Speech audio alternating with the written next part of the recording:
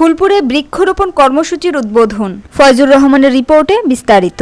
ময়মনসিংহের ফুলপুরে উপজেলা প্রশাসনের আয়োজনে 2025-26 অর্থ বছরের উন্নয়ন তহবিলের আওতায় উপজেলার ধলি বাজার এলাকায় পাকা রাস্তার দুই পাশে বৃক্ষরোপণ কর্মসূচির উদ্বোধন করা হয়েছে। ৩রা আগস্ট রবিবার সকাল 11টায় এই কর্মসূচির উদ্বোধন করা হয়। এ সময় উপস্থিত ছিলেন উপজেলা নির্বাহী অফিসার সাদিয়া ইসলাম সীমা, সহকারী কমিশনার ভূমি মেহেদী হাসান ফারুক, কৃষি সম্প্রসারণ কর্মকর্তা কামরুল হাসান কামো, প্রকল্প বাস্তবায়ন কর্মকর্তা আশিস কর্মকার, ময়মনসিংহ উত্তর জেলা বিএনপির যুগ্ম আহ্বায়ক মোতাহার হোসেন তালুকদার, উপজেলা জামায়াতের আমির প্রফেসর গোলাম কিবরিয়া, উপজেলা বিএনপির যুগ্ম আহ্বায়ক একেএম সিরাজুল হক সহ উপজেলা পরিষদ এবং পৌরসভার বিভিন্ন দপ্তরের কর্মকর্তা কর্মচারীবৃন্দ, বিভিন্ন স্বেচ্ছাসেবী সংগঠনের সদস্যবৃন্দ, ছাত্র প্রতিনিধিবৃন্দ এবং স্থানীয় জনসাধারণ।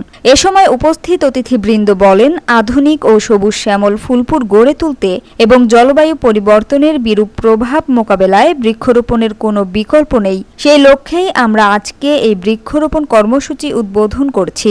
আমাদের ফুলপুরের নামের মধ্যে ফুল আছে, কিন্তু বাস্তবে ফুল নেই। তাই ফুলপুরের এই নামের সার্থকতা রক্ষায় নামের সাথে মিল রেখে ফুলপুরকে ফুলের নগরী হিসেবে গড়ে তুলতে আমরা কৃষ্ণচূড়া সহ বিভিন্ন ফুল গাছ রোপণ করেছি, যেগুলো আমাদের ফুলপুরের পরিবেশ রক্ষার পাশাপাশি সৌন্দর্য বর্ধনে বিশেষ ভূমিকা পালন করবে। উপজেলা নির্বাহী অফিসার বলেন, আমাদের প্রত্যেকের উচিত কমপক্ষে একটি গাছ লাগানো এবং তার পরিচর্যা করা। Samia Sultana, GBC TV, Dhaka.